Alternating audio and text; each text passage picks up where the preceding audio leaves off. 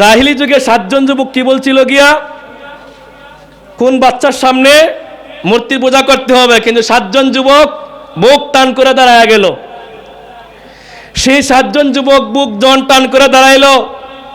বাদশা বলতে লাগলো, এই যুবকেরা, তোমরা তোমাদের রবকে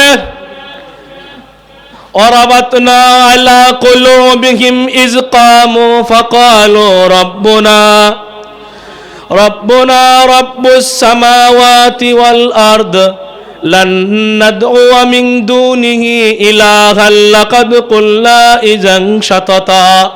বাচ্চা আছে, আমার মাথাতে আছে, আমার মাথাতে আছে, সমস্যা নাই, আমি 5 মিনিটে কথা বলবো।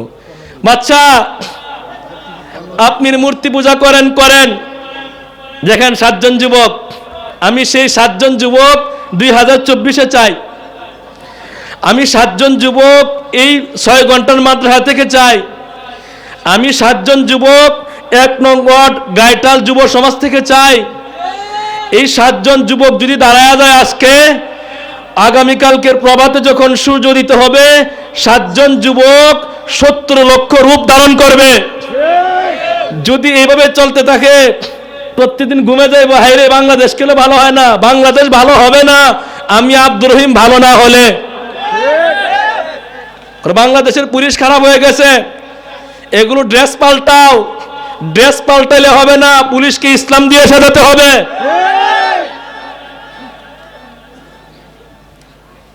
তাড়াতাড়ি নির্বাচন দেন, তাড়াতাড়ি দিলেও হবে না, আগের চোর এখন ডাকাত হয়ে আসবে। এখনো তো বিচারই হইল না, স্বপ্নের বিচার পাইলাম না।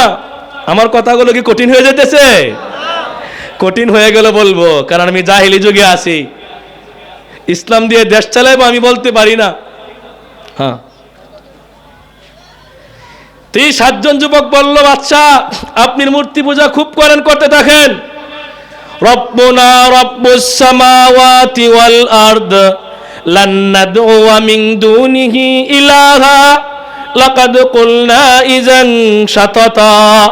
বাচ্চা, আপনার দেবতা মূর্তি, আপনার ভগবান মূর্তি, আপনি মন্দিরে যাবেন, এটা আপনার চিন্তা, কিন্তু রব্বুনা রব্বুস সামাওয়াতি ওয়াল আরদ, আমাদের রব, আসমান জমিনের রব, আমাদের রব, কুল কায়নাতের রব, আমাদের রব, সারা পৃথিবীর মাখলুকাতের রব, রব্বুনা রব্বুস সামাওয়াতি ওয়াল আরদ। বাচ্চা, আপনার রব মূর্তি হইতে পারে, আমাদের রবকে আল্লাহ।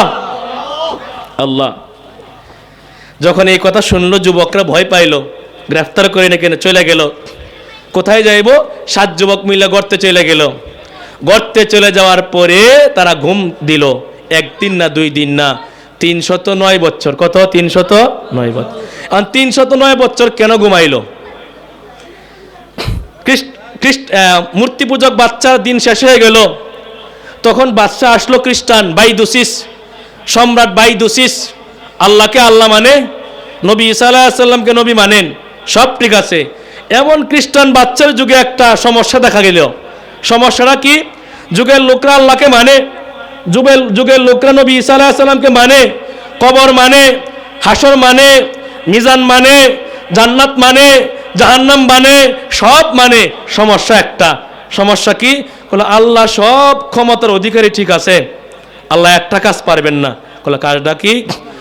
আল্লাহ হাসরের ময়দানে আল্লাহ এই আব্দুর রহিমের মাথা উঠাইবেন না, শুধুমাত্র হাসরের ময়দানে আল্লাহ রূহ, আত্মাটাকে আল্লাহ উঠাইবেন, দেহ আল্লাহ উঠাইবেন না।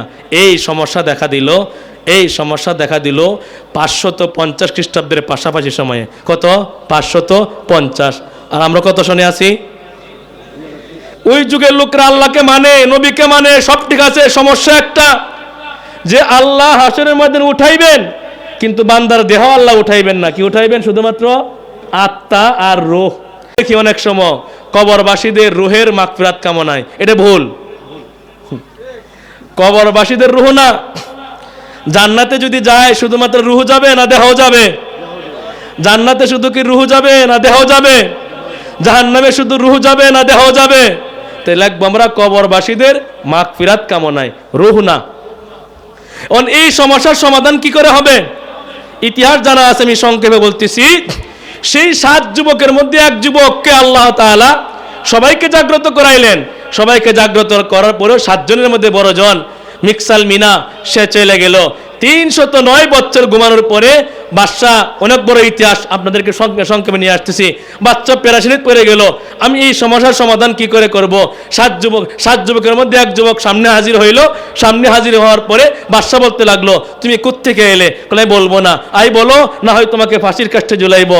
এই যুবক গিয়ে বলল, দেখেন আমরা কিচ্ছু জানি না, টাকা পয়সা দেখেন। না, তোমার টাকা পয়সা দেখা যাও আরো প্রায় 300 বছর আগের টাকা তুমি নিয়ে আসছো, এত মুস লম্বা দাড়ি লম্বা এগুলো কোত্থেকে নিয়ে আইছো, তুমি আসল কথা বলো। যুবক বলে, বাদশাহ যদি আপনি আমাকে আশ্বাস দেন, আমাকে যদি নিরাশা না করেন, তাহলে আমি সত্য কাহিনী বলতে পারি।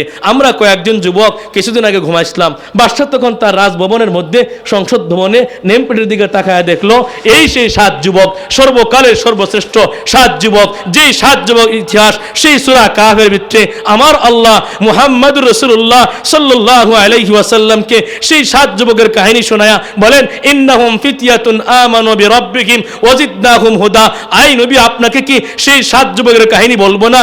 যখন লোকেরা দ্বিধায় পড়ে গেল, আমি আল্লাহ শুধুমাত্র রূহ উঠাইবো, দেহ উঠাইবো না, তখন আমি আল্লাহ এই যুবকদেরকে 309 বছর ঘুম পাড়াইয়া যুগের বাচ্চাকে জানাইয়া দিলাম। শুনিয়া রাখো বাচ্চা, তুমি টেনশন করো না, তুমি যাও ওই যুবকদের গর্তে, যুবকদের গুহায় গিয়ে দেখো 7 জন যুবককে আমি আল্লাহ ঘুম পাড়ায় রাখছি। এরা ঘুমাইছিল 309 বছর আগে, 309 বছর পরে আমি আল্লাহ ঘুম থেকে জাগ্রত করাইয়া তোমাকে এই কথার সতর্ক করতেছি, আমি যেই আল্লাহ মানুষের রূহকে হাসরের ময়দানে উঠাইতে সক্ষম, সেই আল্লাহ আমি দেহ উঠাইতে সক্ষম। আমি তো সেই আল্লাহ যে আল্লাহ 309 বছর পর্যন্ত এই গর্তের ভিতরে যুবকদেরকে ঘুম পাড়ায় রাখলাম। তাদের কান পচে নাই, মাথা পচে নাই, পা আলাদা হয় না, বরং আমি আল্লাহ 309 বছর গত হওয়ার পরও আমি আল্লাহ তাদেরকে যেইভাবে দেহ সহ রূহ সহ তুমি বাচ্চার সামনে হাজির করাইছি, হাসরের ময়দানে আমি আল্লাহ সবাইকে আমি আল্লাহর সামনে রূহ সহ দেহ সহ আমি আল্লাহ হাজির করাইব।